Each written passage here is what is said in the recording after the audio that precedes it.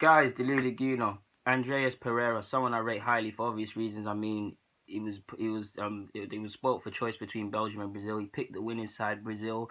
So I have to pay close attention to him. I've always known about him for a while. I would definitely rate him higher than Adnan Januzaj. That seems to be a massive debate among United fans and my United friends. We've had them debates.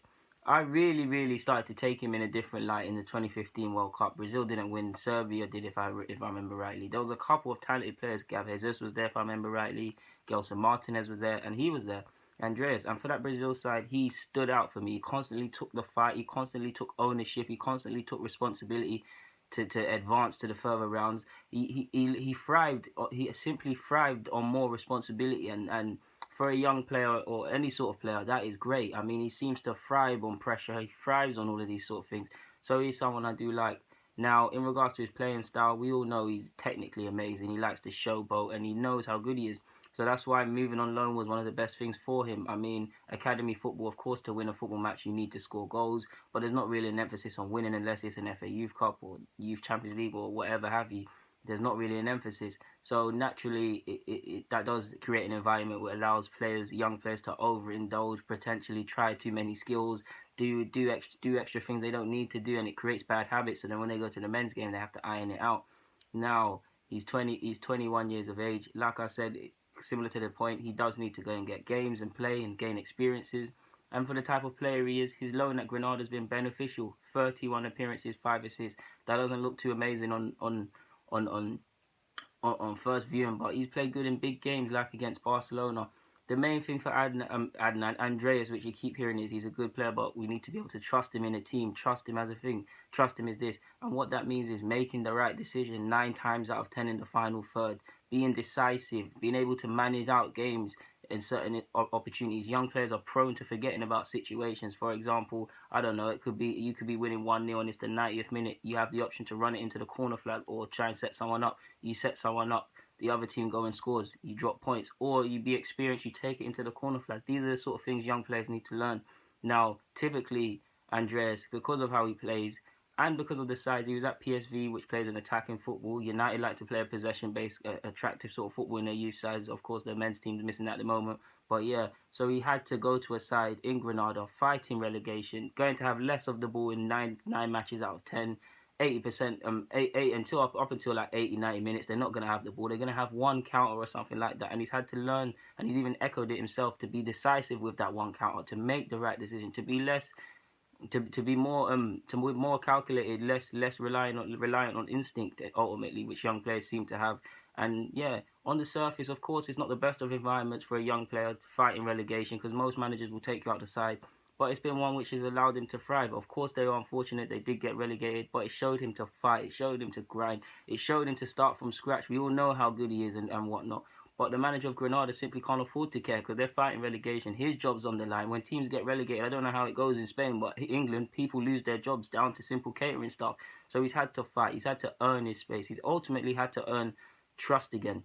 He's also became better defensively because of how he plays, and he likes to go forward, and he is ultimately an attacking player. Defensive contribution, especially if you're going to go and play for a Jose side, needs to be there. And he's even said it's improved. But why? Because they've had less of the ball, so they've had to remain less expansive and play more on the counter, remain compact. And all of that helps with your concentration, because you have to stay disciplined. If you come out of position or pull out of position, you then create space, and your teammates can then fall victim to your nonsense.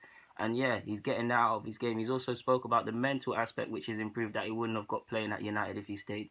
Because why? Because he's seen the fans' nonsense that they come with when you haven't won or when you lose, constantly needing to win games, knowing the context. It's made him a better footballer. It's made him a better footballer, and it's going to keep making him a better footballer. And I do believe maybe at 24, 5, maybe 26, if it all goes too well, this guy could be a player. I don't like to talk about potential and things like that, because potential is only one ingredient. There's many different obstacles and things that come into play. But he does look like a player. He really does look like a player. He's excellent at set pieces. He's got a final ball. He's developing into a team player. He's becoming more of a team player, and he's getting ultimately more of an appreciation for team aspects, which is what he needed, which is why United kind of loaned him out on top of getting more minutes and senior football. And ultimately as well, like I said earlier, playing more learning, getting your body used to playing high intensity matches week after week. I don't know for Grenada, but naturally at United, if they are where they are, where they want to be, you'd think they're playing twice, 3 times in a week or a couple of days. So we'll have to be able to put up with them sort of things as well.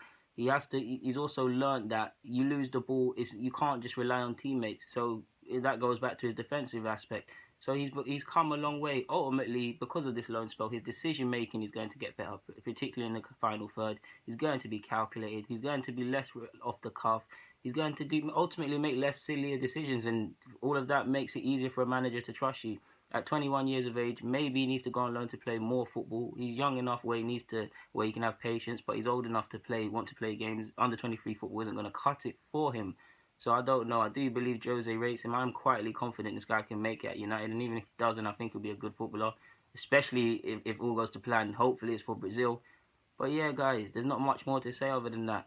Andreas Pereira, great loan. It's been a success. Obviously not for the club, his club that he went on loan to, but for generally speaking, it's been a success. Many benefits. Does he go on loan in the Prem next year? Does he go Spain? Does he wait for chances at United? This is a decision they have to make. I do believe whatever happens, he needs to play games next year because he's had such a great loan spell. But yeah, guys, Deluded Gooner, I'm signing out. I hope you enjoyed. Yeah, not to waffle on. Andreas Pereira, keep it up. We'll see what happens next year. Subscribe, comment, follow me on my socials. You guys know the drill.